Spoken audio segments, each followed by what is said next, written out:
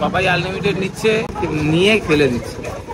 তার মানসিকতার উপরে ডিপেন্ড করে। আমি বলে তাদেরকে শোধরাতে পারবো না। খাওয়ানোটা মেন উদ্দেশ্য না, উদ্দেশ্য হচ্ছে পয়সা কামানো। বাড়িতে একটা দানা ভাত পড়ে গেলে সেটা তুলে খাই, একদম। এবার যার যেরকম মেন্টালিটি সেরকম। বাট আনলিমিটেড নেওয়ার পরেও বেনিফিট যে খাবার ওয়েস্ট করছে, নষ্ট করছে, তো তোমার সেই বিষয়ে বক্তব্যটা আছে? সবাই আনলিমিটেড নিচ্ছে, সবাই মিস ইউজ করছে না, কেউ খাচ্ছে, আবার কেউ কেউ আছে যে নিয়ে ফেলে দিচ্ছে। তার মানসিকতার উপরে ডিপেন্ড করে। আমি বলে তাদেরকে শোধরাতে পারবো না। এগুলো ভাত আমরা সাধারণত বাড়িতে একটা দানা ভাত পড়ে গেলে সেটা তুলে খাই, একদম।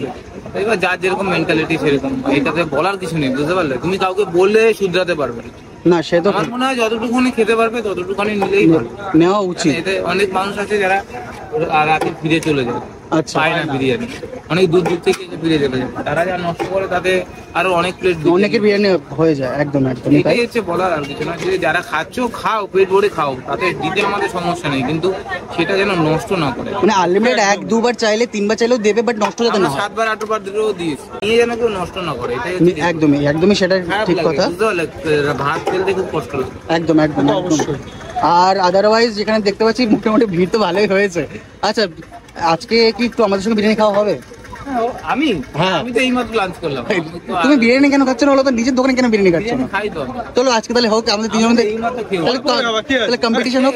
কম্পিটিশন হবে? হবেই না, আমি 8 প্লেটও খেতে পারবো। আমি যদি খেতে পারতাম তাহলে আমার চেহারা এরকম হতো না, তোদের মতো হতো। তাহলে আমার চেহারাটা কিছুটা ধার দিয়ে দিচ্ছি তোমাকে।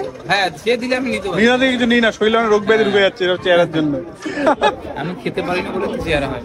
আচ্ছা, আর আমরা সবসময় থাকি তো, থাকো মানে ওই অভ্যাস ডেলি খাই। ও রাজীব ডেলি খায়। এই রাজীব দা, বলছি তুমি নাকি ডেলি যখন নাকি বিরিয়ানি খাচ্ছ নাকি? আরে বাপরে। আচ্ছা, আর এমনি মোটামুটি তোমার নিজের বিরিয়ানি তো বেশ খুব একটা খাওয়া না? খাই, খাও। আমার বাড়িতে সবাই খায়। আচ্ছা, আমার কথা হলো কি জাদু মিশিয়েছো যার জন্য এত লোক দাঁড়িয়ে আছে? হ্যাঁ, এটাই। এই জাদুটা একটু বলো। না না না, এটা বলতে হবে।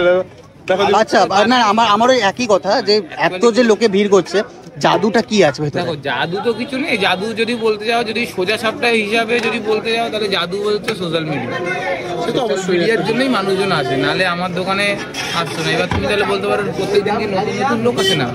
রিপিটেড কাস্টমারও হয়, কাস্টমার রোটেট হয়, মানে রিপিটেড দরকার আছে। দেখো, শুধু সোশ্যাল মিডিয়া না, সোশ্যাল মিডিয়া একটা মাধ্যম। সোশ্যাল মিডিয়াতে ভাইরাল হওয়ার পরও নিজের কোয়ালিটি যদি না থাকে তাহলে হয় না। আমি চেষ্টা করি সবসময় ভালো খাওয়ানোর। আর হাঁড়িটা যে মেকিং করলাম দেখলে তো, সব কিছুই দেওয়া হয়। এরকম না যে 80 টাকা বিরিয়ানি মানে যে কিছু দেওয়া হয় না, কি দিয়ে বানাচ্ছে সেটা না। তোমাদের চোখের সামনেই দিলাম, সব কিছুই দেওয়া হয়, ভালো করে দেওয়া হয়। আর এর জন্যই দেওয়া হয় মানুষ যাতে ভালো খায়। খাওয়ানোটা মেন উদ্দেশ্য না, উদ্দেশ্য হচ্ছে পয়সা কামানো।